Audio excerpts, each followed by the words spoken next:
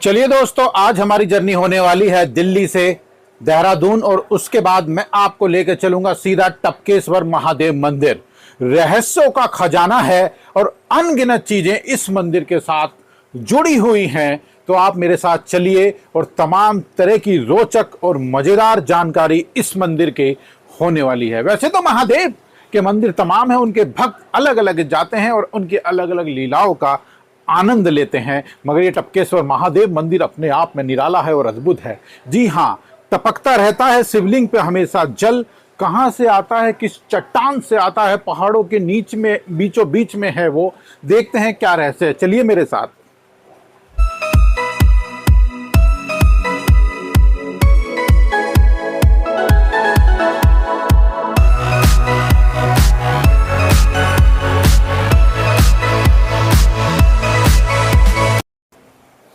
इस मंदिर में मैं आपको बताऊंगा किस तरह आप पहुंच सकते हैं, क्या क्या जाने के रास्ते हैं, कितना टाइम लगता है, मंदिर की क्या मान्यता है, क्या खास बात है, वहां हमेशा क्यों भक्तों का तांता लगा रहता है और क्यों वहां मुराद पूरी होती हैं। जो भी जाते हैं और भगवान भोले से मांगते हैं सब कुछ उन्हें मिल जाता है। तो चलिए मेरे साथ इस ट्रिप पे। दिल्ली ISBT से नया एक्सप्रेसवे बना है दिल्ली से देहरादून का, जो कि आपको मात्र 3 घंटे में देहरादून पहुंचा देता है। कोई जाम नहीं होता है और गाड़ी बिल्कुल फर्राटा भरती हुई जाती है। टपकेश्वर महादेव मंदिर बस अड्डे से तकरीबन 12 से 14 किलोमीटर पड़ता है और यहाँ पे आप ऑटो कर सकते हैं, जो कि 150 रुपए में आपको यहाँ तक पहुंचा देगा। यहाँ की पार्किंग टपकेश्वर महादेव की बहुत सुंदर है। भोलेनाथ भी बहुत सुंदर हैं। चलिए अंदर। भोलेनाथ क्या कर रहे हैं देखते हैं।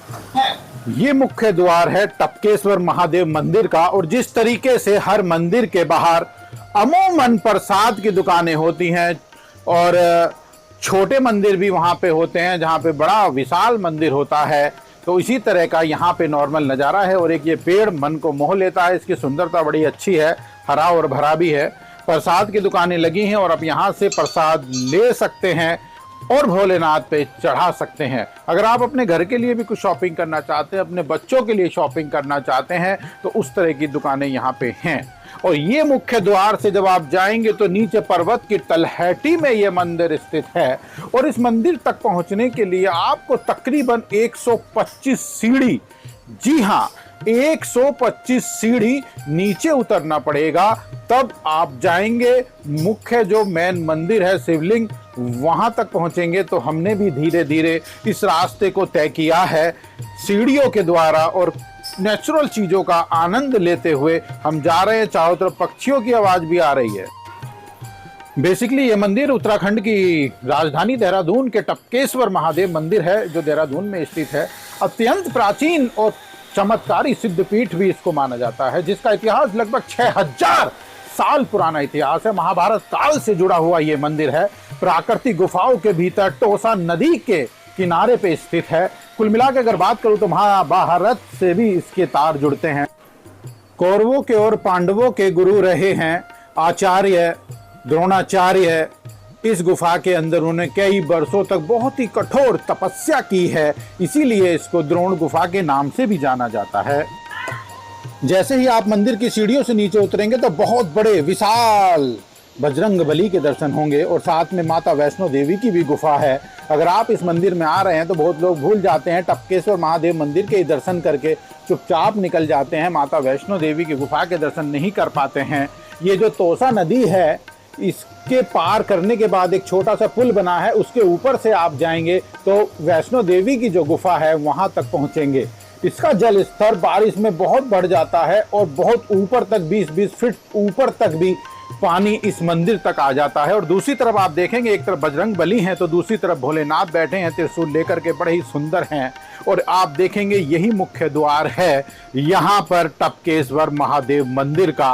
अब हम चलते हैं इसके अंदर, क्या क्या होने वाला है चलिए जानकारी देते हैं। द्रोणाचार्य के पुत्र अश्वत्थामा का जन्म भी इसी गुफा के अंदर हुआ था और उनको पिलाने के लिए उनकी माता के पास दूध नहीं था, तो भोले शंकर से कहा तो उन्होंने यहाँ पे चट्टानों से दूध की गंगा बहा दी और चारों तरफ दूध टपकता था और अश्वत्थामा उसी को ही ग्रहण करते थे। जैसे ही आप अंदर चलेंगे तो यहाँ पे शनिदेव के मंदिर भी आपको मिलेंगे। आप यहाँ से उनका जयकारा लगाएं और आगे बढ़ें और चारों तरफ अच्छे अच्छे और सुंदर नज़ारे देखते हुए आप आगे बढ़ेंगे। ये पवित्र गुफा का रास्ता है और जब आप अंदर जाएंगे तो नंदी भगवान भी वहाँ विराजमान हैं, आप उनको प्रणाम करें, उसके बाद ही आप भोलेनाथ से मिलें। अगर आपको कुछ कहना है और शॉर्टकट रास्ता आप अपनाना चाहते हैं तो नंदी जी के कान में आप अपनी बात कह सकते हैं और आगे बढ़ सकते हैं। कलयुग के आगमन के साथ साथ यहाँ से जो दूध टपकता था वो अब पानी के रूप में टपकता रहता है और शिवलिंग जो अपने आप भगवान भोले शंकर ने यहाँ पे विराजमान किया था उसके ऊपर, शिवलिंग के ऊपर ये पानी हमेशा टपकता रहता है। कोई वैज्ञानिक आज तक पता नहीं लगा पाया कि ये पानी टपकता कहाँ से है, इसका क्या मैटर। ये देख लीजिए अब आपके सामने यही मुख्य शिवलिंग है और इसी के ऊपर आप देख रहे हैं चारों तरफ पानी पानी टपक रहा है। हमें चलने में भी दिक्कत हो रही है, पैर हमारे फिसल रहे हैं और ये शिवलिंग है, यही मैन मंदिर है। और ये आप पानी जो है टपकता हुआ देख सकते हैं कितनी तेजी से टपक रहा है और एक जगह से नहीं, इस तरह के तमाम यहाँ पे स्रोत बने हुए हैं। पूरे कपड़े हमारे इस समय गीले हो गए हैं और हम भोले शंकर का ध्यान कर रहे हैं और यहाँ पे जल चढ़ाने की व्यवस्था भी है, डमरू भी एक लगा हुआ है और त्रिशूल लगा हुआ है। भक्त बड़े धन्य और प्रसन्न हो जाते हैं जब अपने भोलेनाथ से यहाँ पे आके मिलते हैं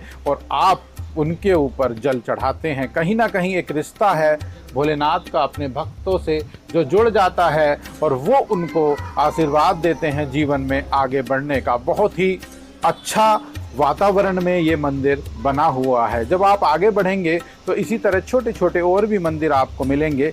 यहाँ पे अमूमन हमेशा ही मेला लगा रहता है भक्तों के आने का और कोई भी खाली नहीं होता है समय। कुछ लोगों की मान्यता है हनुमान जी के ऊपर सिक्का चुपकाएं, अपनी मान्यता मांग लें तो पूरी हो जाती है। सबकी अपनी अपनी बात है, मगर मुझे नहीं लगता, आप सच्चे मन से मांगेंगे आपको मिल जाएगा। और यहाँ से जब थोड़ा सा आप आगे बढ़ेंगे तो दूसरी गुफा में आप पहुँचेंगे और अपने सर का ध्यान रखें क्योंकि गुफा नीची है, सर टकराने का इसमें खतरा रहता है। और यहाँ पे भी एक शिवलिंग विराजमान है, आप यहाँ पे भी दर्शन करें भोलेनाथ के। यहाँ पे भी जल टपकता रहता है और पैर थोड़ा संभल कर रखें क्योंकि यहाँ पे पैर फिसलते रहते हैं, क्योंकि चारों तरफ जल ही जल टपकता रहता है और तमाम तरह के देवी देवता यहाँ पे विराजमान हैं। आप उनके दर्शन करके आप आगे का रास्ता तय कर सकते हैं। और इसमें जो आवाज़ आ रही है आप नदी में देख सकते हैं, इस तरह की भयंकर आवाज़ यहाँ पे हमेशा ही आती रहती है। तोसा नदी का नज़ारा आपका मन मोह लेगा। अगर आप चाहें तो इसमें स्नान भी कर सकते हैं अगर भाव ज़्यादा तेज नहीं है। बहुत ही सुंदर नज़ारा होता है। मंदिर के अलावा यहाँ पे सल्फर गंधक युक्त एक जल कुंड भी है, आप जिसमें नहाकर अपनी त्वचा के जो रोग हैं उनसे भी छुटकारा पा सकते हैं। और शिवरात्रि के अवसर पे सावन के महीने में यहाँ पे एक बहुत जबरदस्त तरीके का मेला भी लगता है और जहाँ पे भक्तों की जो संख्या है बहुत भारी मात्रा में हो जाती है और यहाँ मेले का जो आनंद है और भी डबल हो जाता है। अगर सावन में आ रहे हैं तो संभल के आइए। चलिए अब हम वैष्णो देवी माता मंदिर की तरफ बढ़ रहे हैं। ये तमसा नदी जो है इसके ऊपर से पुल बना हुआ है, एक लोहे का ब्रिज है, छोटा सा बड़ा सुंदर है, उसको हमने पार कर लिया है। बाकी मैं आपको बता दूं सुबह 4 बजे से ही दर्शन शुरू हो जाते हैं और रात के 10:30 बजे तक ये मंदिर खुला रहता है। इसमें कोई शुल्क नहीं है, निःशुल्क है ये मंदिर। और जैसे ही आप आगे बढ़ेंगे माता वैष्णो देवी के दर्शन के लिए तो भगवान श्री कृष्ण कन की उंगली पे आपको यहाँ पे पूरा का पूरा पर्वत गोवर्धन उठाते हुए नजर आएंगे और सुंदर और हसीन पहाड़ों के नज़ारे देखते हुए आप माता वैष्णो देवी की तरफ आगे बढ़ेंगे। शनिदेव भी यहाँ पे मौजूद हैं और यहाँ पे गणेश भगवान भी बैठे हुए हैं आप सभी को आशीर्वाद देने के लिए।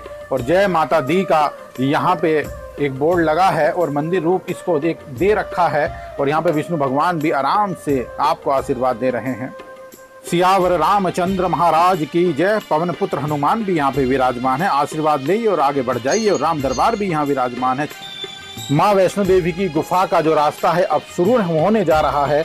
यहाँ पे खड़े होकर आप नहीं चल सकते हैं, आपको बैठ कर धीरे धीरे ही जाना पड़ेगा क्योंकि गुफा का बहुत संकरा रास्ता है, छोटा रास्ता है। आप टेढ़े मेढ़े होकर के घुटनों के बल रेंगते हुए आगे का सफ़र तय करेंगे। यहाँ पे अच्छी बात है कि इन्होंने लाइटें लगा रखी हैं तो रास्ता अच्छे से यहाँ पे मुझको दिख रहा है और मैं धीरे धीरे आगे बढ़ रहा हूँ। मेरे आगे कोई भी नहीं है, सबसे आगे मैं चल रहा हूँ और मुझे चलने में बहुत परेशानी हो रही है। एक हाथ से मैंने क्योंकि फ़ोन भी पकड़ रखा है यहाँ पर। और अंदर जाते ही जहाँ पे माँ वैष्णो देवी की 3 पिंडियां विराजमान है, यहाँ पे इतनी जगह है कि आप यहाँ पे खड़े हो सकते हैं।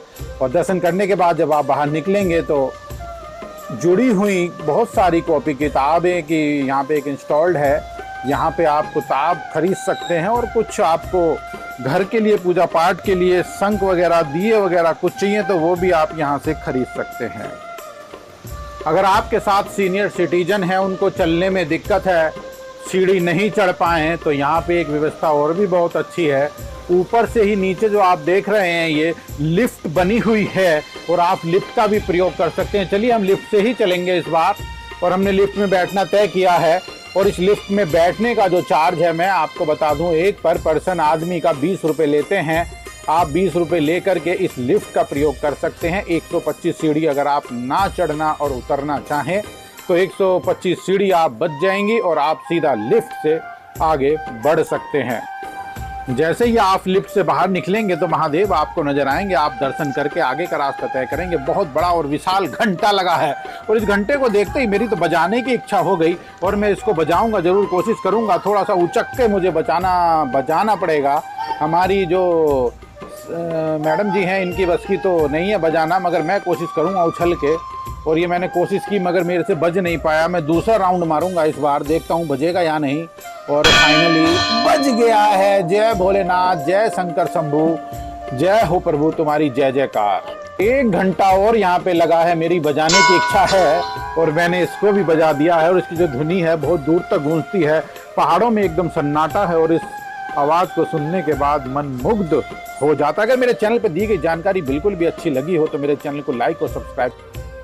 मेरे चैनल पे दी गई जानकारी आपको जरा सी भी अच्छी लगी हो तो मेरे चैनल को लाइक कर दें, सब्सक्राइब कर दें। इस तरह की अद्भुत जानकारी मैं आपके लिए लाते रहूंगा, क्योंकि मैं हूं वही आपका पुराने वाला ARFM रेनबो अनूप सोनी और चैनल का नाम है RDX ट्रैवल। हरिओम, जय हिंद, जय भारत।